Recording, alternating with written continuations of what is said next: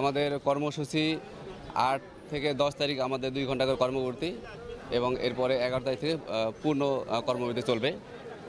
আমাদের দাবিগুলো হলো যে বাংলাদেশের যে স্বাস্থ্য সেবার এর মান উন্নয়ন এবং এটা সাস্টেইন রাখা এবং এমবিবিএস এবং বিডিএস যে ডিগ্রিধারী চিকিৎসকরা আছেন এদের গ্লোবাল রিকগনিশন একটা দরকার এবং এটার জন্য যেটা দরকার চিকিৎসা সেবার মানটা ঠিক রাখা।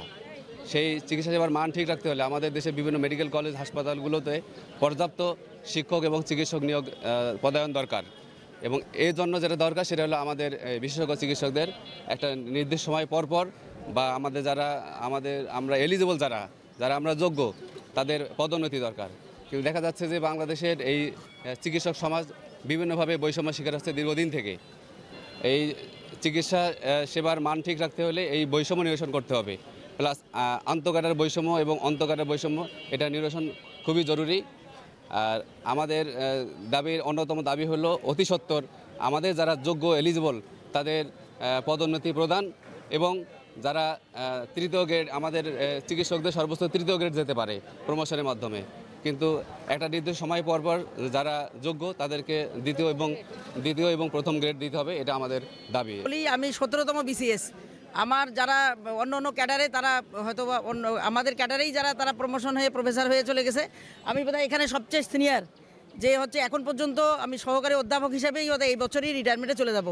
আমার মনে হয় আমাদের কপালে কিছু জুটলো না, কিন্তু আমার পরবর্তী জেনারেশন যারা আছে তারা জানি সুষ্ঠুভাবে পদোন্নতি পায়, তারা তৃতীয় গ্রেড পর্যন্ত পাওয়ার পরে প্রথম দ্বিতীয় গ্রেড যা তাদের দাবি সেই দাবি জানি সরকার বুঝে নেয়, কারণ এরা সবাই যোগ্য।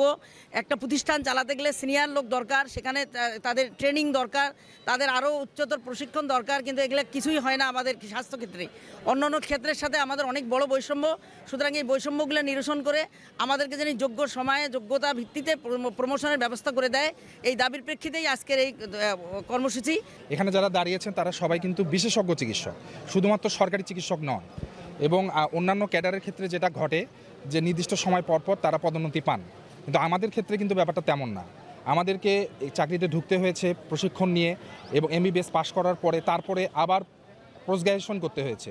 পোস্ট গ্র্যাজুয়েশন ডিগ্রি অর্জন করার পরে দেখা যাচ্ছে অনেকে মেডিকেল অফিসার হিসেবে এখনও রয়ে গেছেন, কারো চাকরি 10 বছর 11 বছর 12 বছর হয়ে যাচ্ছে, এর চেয়েও বেশি আছেন।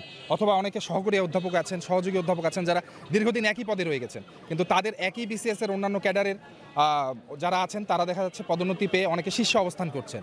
এই যে দীর্ঘদিনের বঞ্চনা, এই বঞ্চনা থেকে বেরিয়ে আসতে হবে।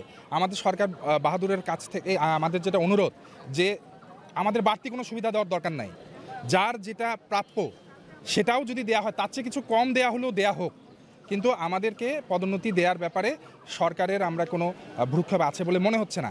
এবং এখন যেটা আমরা শুনতে পাচ্ছি যে ধাপে ধাপে পদোন্নতি দেওয়া হবে, ধাপে ধাপে পদোন্নতি দিলে আরেকটা বঞ্চনা এবং বৈষম্য শুরু হবে বলে আমরা মনে করছি। আমরা চাই যারা পদোন্নতি যোগ্য তাদের সবাইকে পদোন্নতি দেওয়া হোক, সবাইকে পদোন্নতি দিয়ে যার স্থান সরকার নিশ্চিত করে।